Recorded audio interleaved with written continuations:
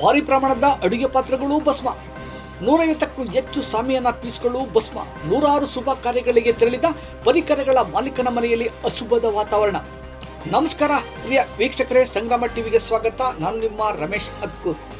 ಬೆಂಗಳೂರು ದಕ್ಷಿಣ ಜಿಲ್ಲೆ ಚನ್ನಪಟ್ಟಣ ತಾಲೂಕಿನ ಸೋಗಲ ಗ್ರಾಮದ ಶ್ರೀ ಚೌಡೇಶ್ವರಿ ಸಾಮಿಯಾನ ಸೆಂಟರ್ನಲ್ಲಿ ಕಾಣಿಸಿಕೊಂಡ ಬೆಂಕಿಯೇ ಸಮರೋಪಾದಿಯಲ್ಲಿ ಕಟ್ಟಡದಲ್ಲಿದ್ದ ವಸ್ತುಗಳು ದಗದಯಿಸುವುದರ ಮುಖಾಂತರ ಬಡ ಮಾಲೀಕನ ಭವಿಷ್ಯಕ್ಕೆ ಕೊಳ್ಳಿಯಿಟ್ಟು ಬರ್ಬರ ಮಾಡಿದೆ. ಅರುಣ್ ಕುಮಾರ್ ಎಂಬುವರಿಗೆ ಸೇರಿದ್ದ ಶ್ರೀ ಚೌಡೇಶ್ವರಿ ಸಾಮಿಯಾನ ಸೆಂಟರ್ ಅಕ್ಷರಶಃ ಬಗೆಹಡುತ್ತಿರುವ ಸ್ಮಶಾನದಂತಾಗಿದೆ. ಬೆಂಕಿ ಆಕಸ್ಮಿಕವೋ ಇಲ್ಲ ಶಾರ್ಟ್ ಸರ್ಕ್ಯೂಟ್ನಿಂದ ಆಗಿರುವುದೋ ದೇವರೇ ಬಲ್ಲ.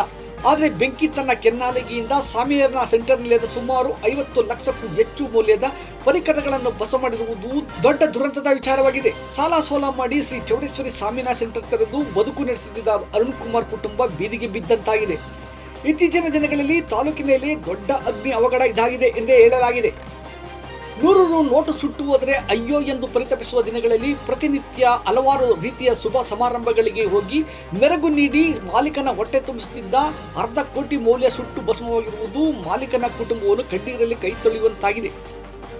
ಏಕಾಏಕಿ ಇಂತಹ ಆಘಾತ ಹೊಂದಿರುವ ಕುಟುಂಬ ಧೈರ್ಯ ತೆಗೆದುಕೊಳ್ಳಬೇಕಿದೆ ಹಾಗೂ ಮುಂದಿನ ಜೀವನದ ಬಗ್ಗೆ ದೃಢ ನಿರ್ಧಾರ ಕೈಗೊಳ್ಳಬೇಕೆಂಬುದೇ ಜಿಲ್ಲೆಯ ಜನರ ನಾಡಿಮಿಡಿತ ಸಂಗ್ರಾಮ ಟಿವಿಯ ಕಳಕಳಿ.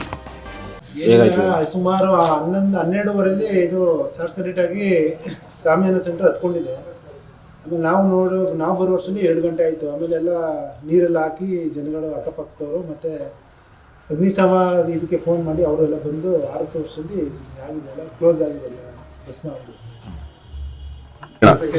ಸುಮಾರು 12-1 ಗಂಟೆ ಸಮಯದಲ್ಲಿ ಶಾರ್ಟ್ ಸರ್ಕ್ಯೂಟಿಂದ ಹತ್ಕೊಂಡು ಸಾಮಿಯಾನ ಸೆಂಟ್ರು ಅಂಗಡಿ ಪೂರ್ತಿ ಸುಟ್ಟೋಗೈತೆ. ನಮ್ಗೆ ಗೊತ್ತಾಗೋದು 3-3:30 ಅಷ್ಟರಲ್ಲಿ ಫೈರ್ ಇಂಜಿನ್ ಬಂದು ಎಲ್ಲ ಇದು ಮಾಡೋಷ್ಟರಲ್ಲಿ ಎಲ್ಲ ಸುಟ್ಟಿ ಭಸ್ಮ ಆಗಿದೆ.